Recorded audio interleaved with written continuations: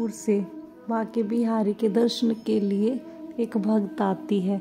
मन में बड़ा ही चाव, बड़ा ही उत्साह होता है, लेकिन जैसे ही मंदिर के प्रांगण में खड़ी होकर बांके बिहारी जी के दर्शन में खोई हुई होती है तो उनका एक हाथ अपने कान पर चला जाता है।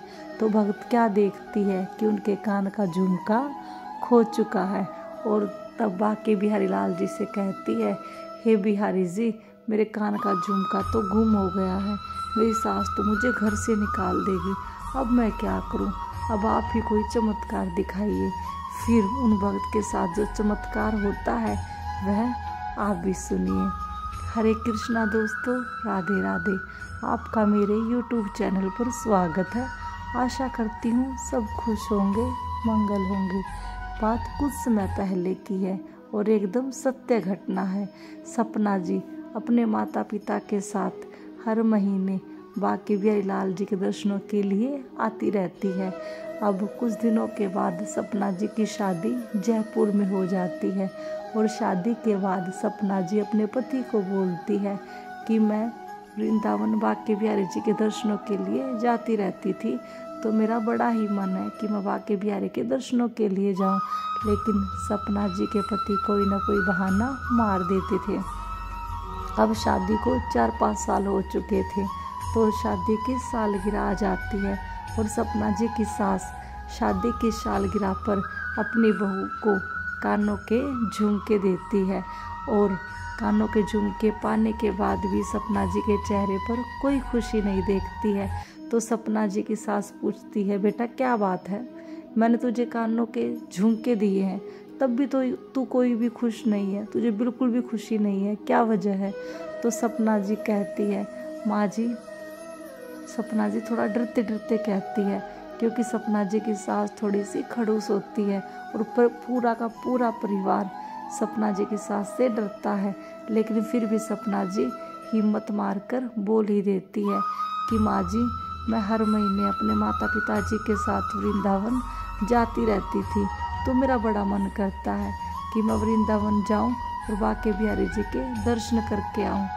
तो सपना जी की सास पहले तो सोच में पड़ जाती है, लेकिन कुछ समय के बाद बोलती है, बेटा ठीक है, तो ऐसा कर, मेरे बेटे के साथ वृंदावन बांके बिहारी जी के दर्शन करने के लिए जा, मैं तुम दोनों की टिकट करा देती हूँ।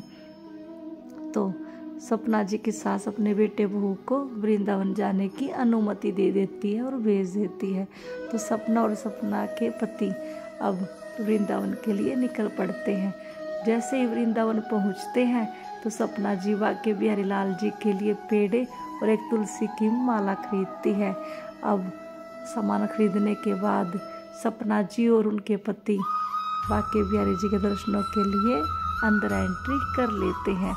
जैसे ही बांके बिहारी मंदिर के अंदर एंट्री करते हैं तो वहाँ पर जैसे ही सपना जी ने बांके बिहारी लाल जी को देखा तो सपना जी की खुशी का कोई ठिकाना नहीं था, क्योंकि बहुत सालों के बाद सपना जी बांके बिहारी जी का दीदार करने वाली थी।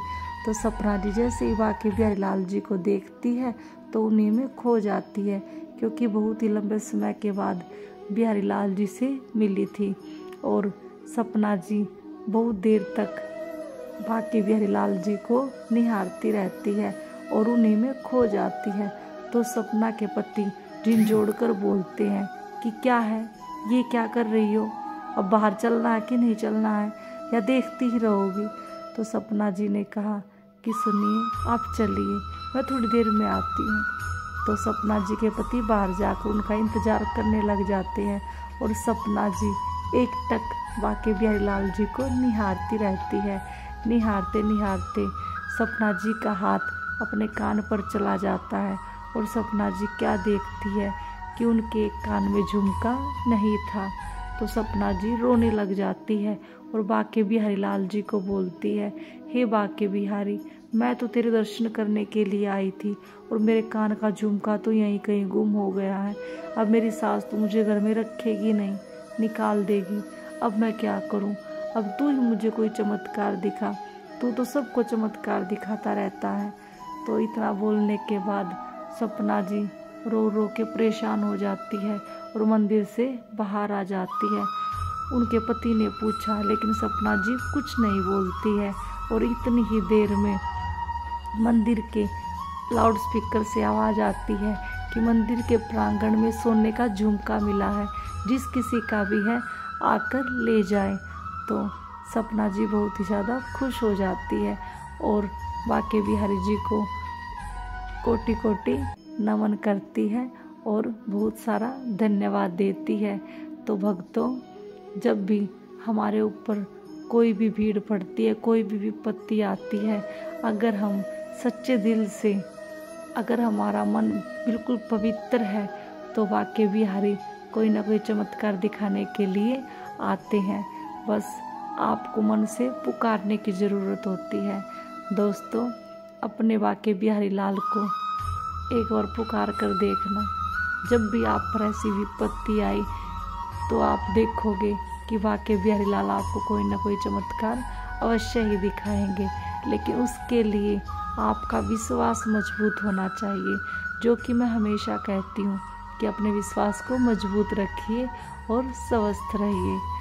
तो दोस्तों, अगर आपको मेरी वीडियो अच्छी लगी है तो वीडियो को लाइक और कमेंट में राधे राधे, और मेरी अगली वीडियो देखने के लिए चैनल को सब्सक्राइब जरूर करें। तो आज के लिए बस इतना ही, मिलते हैं अगली वीडियो में। तो बोलिए श्री कुंज बिहारी श्री हरिदास।